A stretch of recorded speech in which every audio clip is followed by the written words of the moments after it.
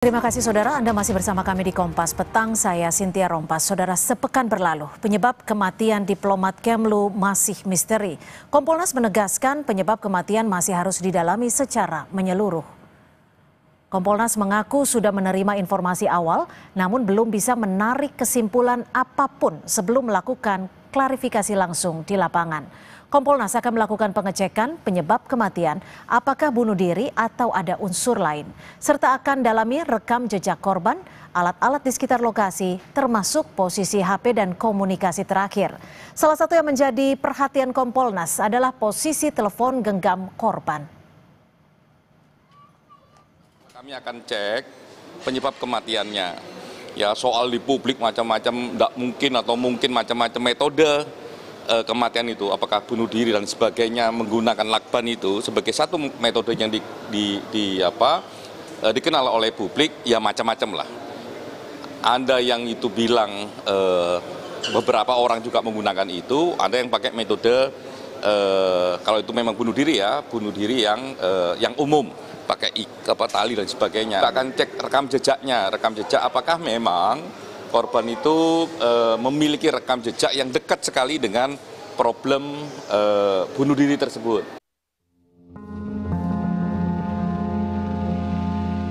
Forensik, ya, baik CCTV, kemudian hasil otopsi, dan juga termasuk digital, ya. Mungkin seminggu lagi selesai. Nanti ada kesimpulan. Insya Allah mudah-mudahan seminggu lagi. Sudah satu pekan, kasus kematian diplomat muda Kementerian Luar Negeri Arya Daru masih menjadi misteri. Polisi belum mengungkap penyebab kematian diplomat Kemlu dengan wajah terlakban di kamar indekosnya. Komisi 1 DPR TB Hasanuddin pun mendesak Polri segera ungkap penyebab kematian diplomat muda Kemlu ini. Apakah korban pembunuhan berencana atau pelaku bunuh diri? Kami melihatnya cukup janggal, apalagi kalau ada ahli yang mengatakan bahwa itu bunuh diri. Ya, bunuh diri sepertinya susah, karena sebelum meninggal almarhum itu pernah belanja perlengkapan untuk persiapan menjabat di tempat lain. Dalam waktu dekat itu diketemukan siapa pelaku pembunuhnya. Dan kemudian kita tahu motifnya apa. Baru setelah itu motif diketahui, maka apa latar belakangnya pembunuhan itu terjadi. Polisi memang terus menggali setiap jejak peristiwa untuk mengungkap penyebab pasti kematian Arya Daru. Selain rekaman CCTV, 5 saksi telah diperiksa, diantaranya istri almarhum, rekan kerja, dan juga penjaga indekos.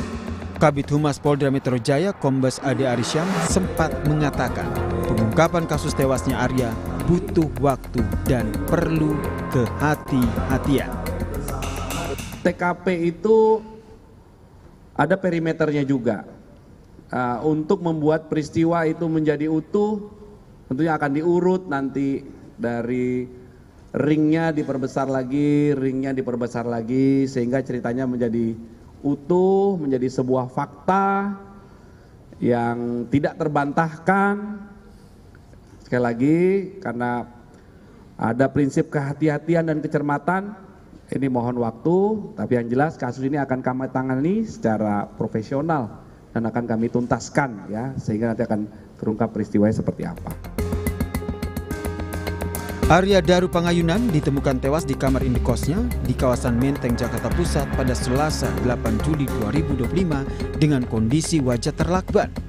Rekaman CCTV bisa menunjukkan rentan waktu kematian almarhum yang bisa jadi bahan penyelidikan polisi. Arya bergabung sebagai diplomat Kementerian Luar Negeri sejak tahun 2014, lalu bergabung di Direktorat Perlindungan Warga Negara Indonesia. Dalam perjalanan tugasnya, almarhum juga pernah bersinggungan dalam penanganan kasus tindak pidana perdagangan orang. Sejumlah analis meminta polisi tidak melepas latar belakang tugas Arya dalam rangkaian penyelidikan kasus ini. Tim Liputan, Kompas TV.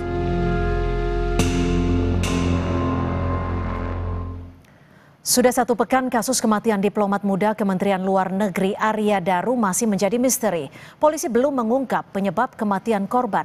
Desakan pun bermunculan agar polisi mengungkap kasus ini.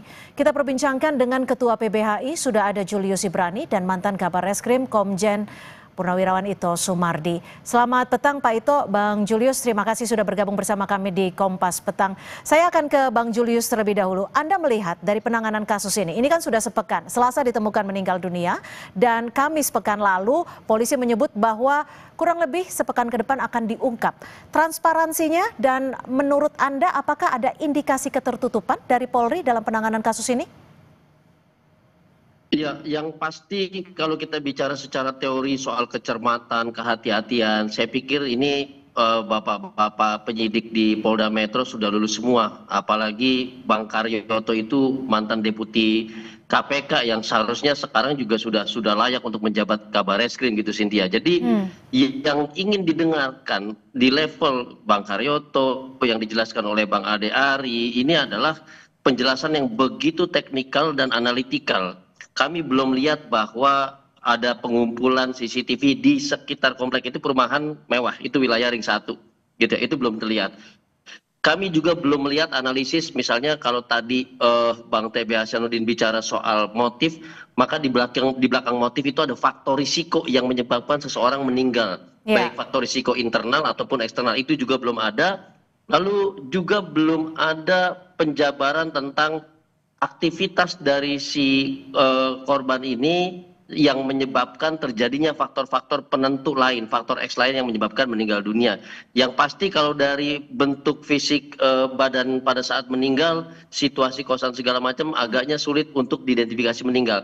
Nah, ketika hal-hal ini belum dijelaskan, Cynthia, maka tentu masyarakat tidak hanya bertanya-tanya soal transparansi, tetapi akuntabilitas kinerja.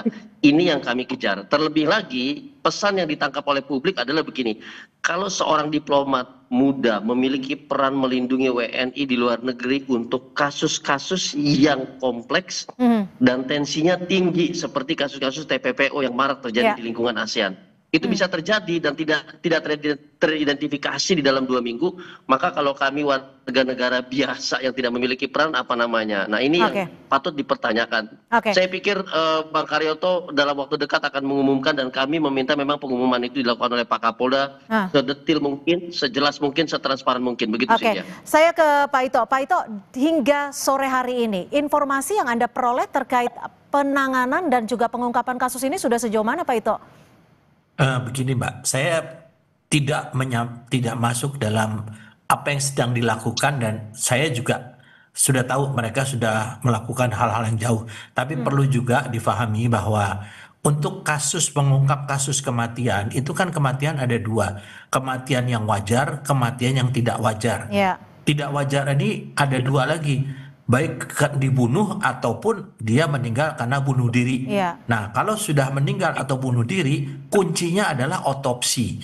Jadi tentunya dari otopsi ini akan bisa diperoleh penyebab kematian ataupun waktu kematian. Penyebab juga kalau diotopsi karena ini adalah kepalanya di lakban, maka yang harus diotopsi adalah bagaimana di arah torak ya atau paru-paru untuk menentukan apakah korban ini sudah meninggal baru dilakban ataukah korban masih hidup baru dilakban seperti orang yang tenggelam.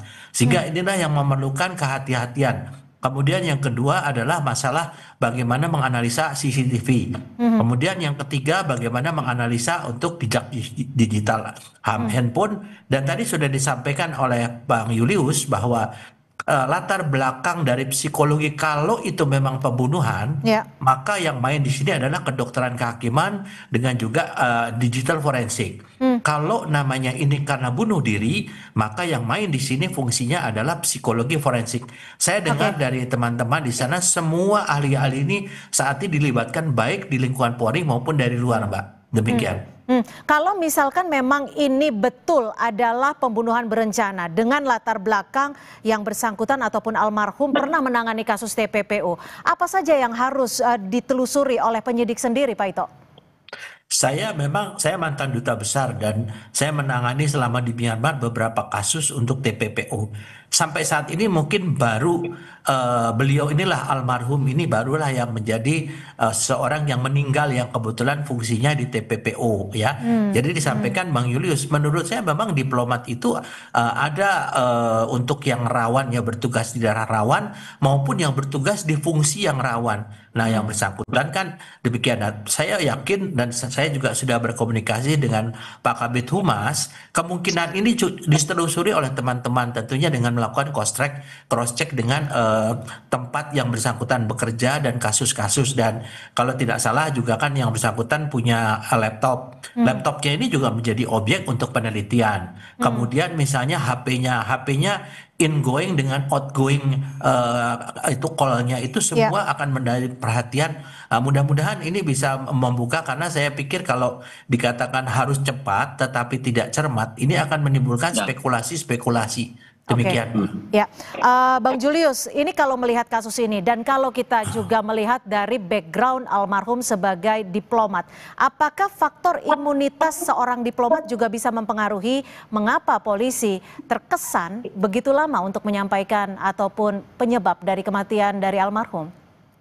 Ya, tadi saya setuju yang dijelaskan oleh Jenderal Ito, bahwa kecermatan itu jangan sampai tersingkirkan karena kecepatan. Jadi dia cepat tapi dia harus cermat. Nah, cuma yang diharapkan oleh publik dan dibutuhkan oleh instansi tempat almarhum bekerja adalah ada semacam publikasi temuan-temuan yang secara gradual disampaikan. Karena ini bukan hanya pemberitaan, bahwa identifikasi faktor-faktor risiko tadi amat sangat dibutuhkan sebagai self awareness dari para pejabat-pejabat kita yang tadi dalam bahasa Jenderal itu menjelaskan dengan tugas-tugas yang memiliki kerawanan tertentu dalam menjalankan tugasnya itu. Nah, sebetulnya itu yang diharapkan gitu ya. Sehingga ketika diidentifikasi, oh kerja-kerjanya mengalami kerawanan karena mengurusi ini, maka satu timnya itu harus memiliki atau bahkan diberikan self awareness bahwa kalau ini terjadi, maka ada potensi bagi rekan-rekan kerjanya. Itu yang pertama. Nah, yang kedua juga identifikasi awal ini kan sebagai warning juga, warning bagi kalau memang ini terjadi dugaan pembunuhan berencana, warning bagi si pelaku bahwa ruang geraknya akan semakin sempit dan segera diproses, segera ditangkap, segera diciduk karena sudah mulai diidentifikasi cara-cara bekerjanya, faktor-faktor tertentu yang mengarah pada dirinya. Ini yang dibutuhkan. Jadi mungkin bukan kesimpulan di akhir, karena itu nanti akan disampaikan secara cermat dan betul-betul hati-hati tanpa mengurangi prinsip beyond reasonable doubt, karena ini harus dibuktikan di pengadilan. Tetapi tadi ya warning untuk pelaku juga penting. Jadi dari aspek teman-temannya ke pelaku juga penting. Nah, yang paling penting sebetulnya adalah begini, Cynthia. Ini pejabat negara, dia pejabat publik. Jadi tubuh ini, jenazah ini milik kita semua. Ada tugas publik, ada negara yang diemban di dalam tubuh korban ADP ini. Sehingga mengajak publik untuk tidak bermaksud mengacak-ngacak TKP dan segala macam, tetapi mengumpulkan informasi yang dapat dijadikan petunjuk bagi para penyidik. Ini juga penting. Gitu. Jangan-jangan teman-temannya tahu informasi yang kita tidak tahu, yang mungkin belum dipanggil sebagai saksi oleh para penyidik, kan penting juga begitu sih. Ya, dan petunjuknya mungkin memang ada banyak di TKP. Pak Ito, kalau kita lihat dari potongan-potongan CCTV, saat ini yang beredar jam-jamnya itu baru beberapa, dari pukul 11 ketika korban membuang sampah, dan juga ada beberapa ketika penjaga indekos melihat kamar korban. Dari potongan-potongan CCTV bisa terungkap tidak penyebab kematian dari almarhum? Nah, kalau penyebab kematian, kalau penyebab kematian itu dari otopsi ya Mbak. Oh ya, oke. Kalau itu dari kemungkinan adanya misalnya sudut-sudut yang tertutup atau blind spot. Kan kita lihat pada saat almarhum itu masuk itu CCTV berada pada sudut blind spot di mana kita tidak bisa lihat apakah ada orang masuk atau keluar ya. Kemudian pada saat CCTV yang lain memperlihatkan untuk dalam lorong itu betul-betul lorong yang lengkap bisa dilihat sampai pada saat pembongkaran jendela oleh penjaga kos. Kemudian satu hal Mbak yang mungkin perlu diluruskan adalah diplomat Indonesia yang bertugas di dalam negeri itu pada dasarnya tidak memiliki hak imunitas diplomatik ya. sebagaimana untuk diplomat asing yang bertugas di negara penerima. Tapi kalau kita bertugas di luar negeri, maka kita punya hak imunitas diplomatik, yaitu yang bersangkutan ini memang nanti pada saat bertugas di Helsinki, maka dia akan memiliki kekebalan diplomatik. Kemudian satu hal lagi, ini yang bersangkutan kan pernah bersama-sama di KBRI Yangon ya, itu selama 3 tahun. Paling tidak saya juga sudah menanyakan teman-teman almarhum itu, dan saya pun tahu betul bagaimana pribadi almarhum. Jadi memang kita ini juga masukan juga tadi disampaikan oleh Pak Julius. Kalau bahwa dari kepribadian yang Anda kumpulkan, ada kemungkinan bunuh diri? saya tidak yakin karena orangnya memang dia pendiam, tetapi dia orangnya istilahnya dia pendiam, tapi dia selalu untuk bersosialisasi sangat baik. Kalau ada kegiatan-kegiatan dia kumpul, dan waktu itu kan statusnya masih local staff ya, kemudian mengikuti pendidikan menjadi diplomat. Tapi secara logika menurut saya, seorang diplomat itu selalu berharap ya satu saat akan ditempatkan lagi di luar negeri, karena dari tingkat kesejahteraannya pasti jauh di atas kalau dia berdinas di dalam negeri. Nah, alasan inilah kalau memang betul-betul ada indikasi bunuh diri yang harus didalami oleh dari psikologi forensik gitu, Pak. Baik, terima kasih Komjen Purnawirawan Ito Sumardi dan Bang Julius Sibrani sudah berbagi perspektif di Kompas.